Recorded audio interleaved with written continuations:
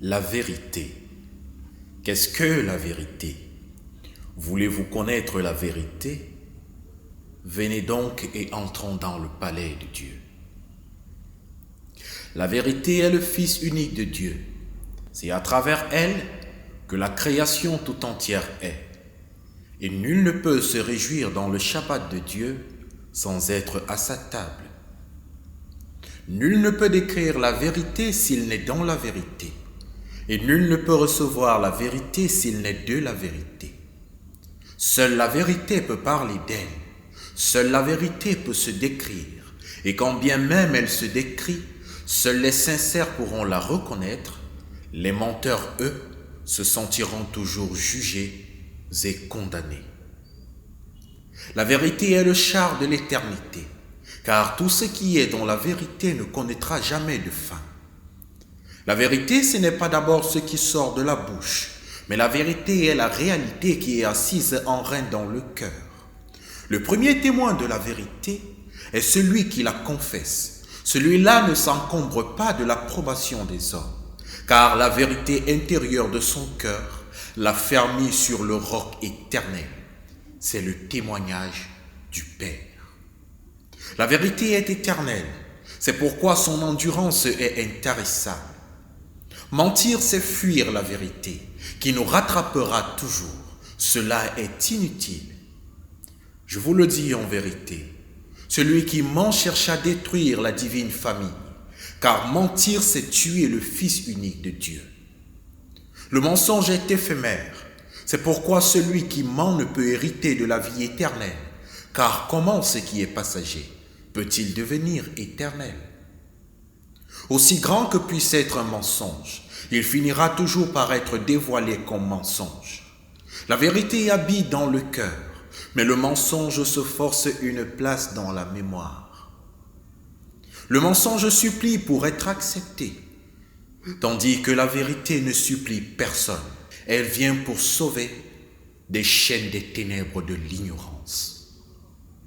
La vérité se dévoile grâce au courage des esprits libres. Elle n'a pas besoin d'armure, car elle est l'armure parfaite. Elle se fait rare parmi les hommes, car tous sont esclaves. C'est pourquoi seuls les êtres libres peuvent dire la vérité, et seuls les êtres justes peuvent ressentir la liberté véritable. Les menteurs, eux, sont non seulement esclaves, mais aussi lâches et peureux. Au fur et à mesure que l'homme vieillit, il se fait esclave. C'est pourquoi la vérité se fait de plus en plus rare en lui.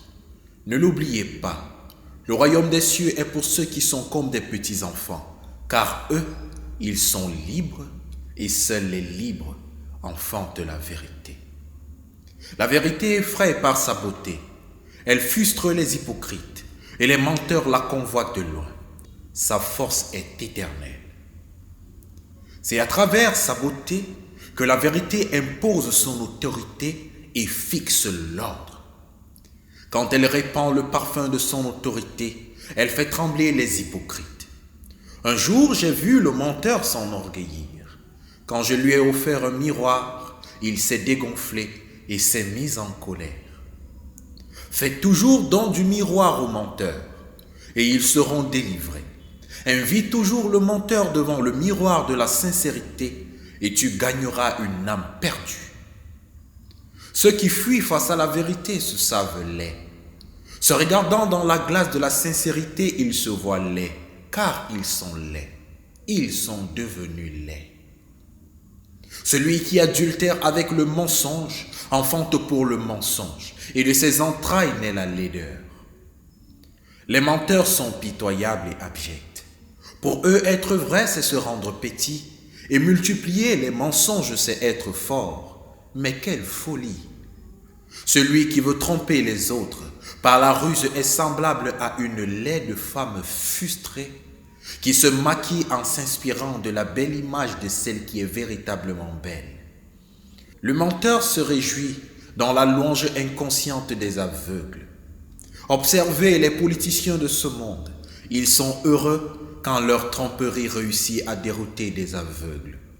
Mais je vous le dis en vérité, cette joie est éphémère, car La véritable joie vient de la louange des hommes libres qui peuvent rendre témoignage de ce qu'ils voient et vivent.